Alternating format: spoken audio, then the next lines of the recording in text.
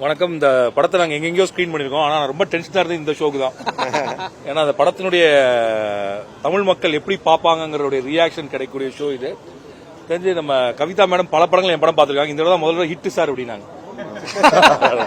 இதுதான் ரியாக்ஷன். அந்த எல்லாருமே கொடுத்த அந்த எனர்ஜி ரொம்ப நல்லா இருந்துச்சு.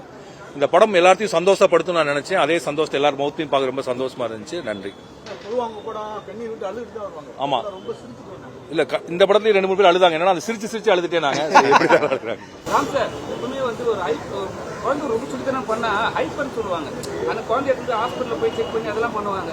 இது எப்படி நீங்க ட்ரீட் பண்ணீங்க? இது மாதிரி இவனை பாக்குறது எப்படி இருக்கு? இல்ல ஆக்சுவலா என்னன்னா அப்படி பண்ணாவே உடனே ஹாஸ்பிட்டல் பண்ணணும்னு சொல்றாங்களே, நீங்க எப்படி அதை மூவ் பண்ணிட்டு? இல்ல அப்படிலாம் ஒண்ணுமே கிடையாது. நம்ம இன்னைக்கு புதுசா பேர் வச்சுட்டாங்க. குழந்தைங்க நார்மலா தான் இருக்கு. நம்ம அவங்களை லிமிட் பண்ணணும்னு நினைக்கிறோம். அதனால நம்மளுக்கு அதுக்கு வெவ்வேறு பேர்கள் வைக்கணும். ஹைப்பர் அப்படிலாம் கிடையாது. இவங்க ரொம்ப நீங்க தங்க மீன்கள் சொல்லிருந்தீங்கன்னா தங்க மீன்கள் அந்த பொண்ணு ஸ்லோ லேர்னர் டிஸ்லெக்ஸி சொல்லலாம். இதுல இந்த பையன் ஒரு சாதாரண நம்ம வீட்டு பையன். எல்லா குழந்தைங்களும் என்ன பேசணும் அதான் பேசுறான். நம்ம குழந்தைங்க பேசுறத காது கொடுத்து கேட்காதனால வித்தியாசமா புதுசா இருக்கு. சார் எனக்கு நீச்சல் தெரியாது சார். எனக்கு நீச்சல் தெரியாது. ஒரு படத்துல 4 பாட்டு வச்சாவே எழுந்து தம்மடிக்க போயிடான்னு சொல்றாங்க. நீங்க 25 பாட்டு 19 எந்த பாட்டு எழுந்து போல, ஆனா தம்மு உள்ள அடிக்கிறாரு. விட்டாரா இல்லையா? கடைசியில தம்முக்காக ஒரு பாட்டு எழுந்து போக கூடாதுன்னு ஒரு தம் அடிக்கிறதுக்காக ஒரு பாட்டு வேற இருக்கு. ஒரு ஹீரோ ஒரு ஹீரோயின் போட வரேன்னு சொல்லும் போது மக்கள் ரசிக்க மாட்டாங்க. ஆனா இவங்க ரொம்ப ரசிக்கிறாங்களே. ஏன்னா அவ்வளவு அழகா சொல்றாங்க போல. ஒரு லவ் இல்ல போடா வாடா கூட நிறுத்திட்டாங்களே சந்தோஷப்பட தர. இப்பெல்லாம் அப்படிதானே சார் ஆயிடுச்சு சார். இல்ல வயசு கம்மியா பேசுறாங்க. நீங்க நெஜத்தெல்லாம் வச்சுதான் ஓடி போயிருவோம். நம்ம இன்னைக்கு 9 வயசு பசங்க பேசுறது இப்ப நான் கிட்ட நிறைய குழந்தைங்களை பார்த்தேன். ஆக்சுவலா நம்ம வச்சோம்னா சென்சாரே பிரச்சனை ஆயிடும். இன்னைக்கு குழந்தைகள் இன்றைய ஜெனரேஷன் குழந்தைகள் பேசுறதுங்கிறது என்ன சொல்றது, நம்மளுடைய கற்பனைக்கு அப்பாற்பட்டு தான் இருக்கு. காது கொடுத்து கேட்டோம்னா காமெடி ஸ்கிரிப்ட் எழுதலாம். ஆனா நீங்க எழுதும் போது சிவா அப்படி நினைச்சிருக்கீங்களா இல்ல அவர் போட்டதுக்கு அப்புறம் காமெடி இல்ல ஃபர்ஸ்ட் ஸ்கிரிப்ட் எழுதணும். எழுதுறப்ப இது ஹியூமர் அப்படிங்கிற முடிவு பண்ணியாச்சு.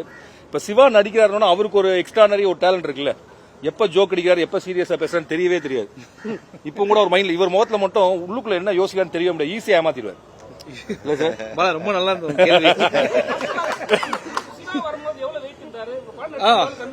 சார். அதுக்கு தனி எனக்கு எக்ஸ்ட்ரா பே பண்ணி தர வேண்டியிருக்கு அவரு. ஏன்னா அவரோட ஃபிட்னஸ் எல்லாம் பயங்கரமா இன்க்ரீஸ் ஆயிருக்கு. இந்த படம் வந்ததுக்கு அப்புறம் ஜிம்முக்கு போலாமான்னு யோசிச்சுட்டு இருக்காரு.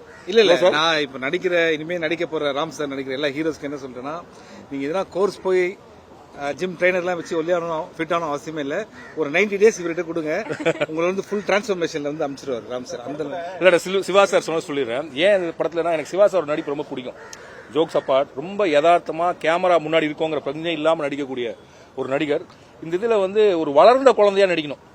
இந்த அப்பா அவரு ஒரு குழந்தை மாதிரி மனமண்டலையோட இருக்கணும். அதுக்கு கரெக்டா பொருத்தமான ஒரு நடிகர்னா அது இவர் தான். இவர் வந்தோட ஸ்கிரிப்ட்ல இவருக்கு டைமிங் ஒன்று இருக்குல்ல, அதையும் நம்ம சேர்த்துக்கணும். ஏன்னா ஒரு நடிகர் கிடைக்கிறப்ப எந்த நடிகராக இருந்தாலும் அவங்களுடைய பலம் என்னவோ அதையும் ஸ்கிரிப்டுக்குள்ள வச்சுக்கணும் நான் நினைப்பேன். ஸோ இவருக்காகவும் ஸ்கிரிப்ட்ல அங்கங்க இவருக்காக மட்டும் இல்லை, இவங்களுக்காக இவருக்காக இவனுக்காக இவங்களுடைய பலத்துக்காக இந்த ஸ்கிரிப்ட்ல அங்கங்க சில சேஞ்சஸ்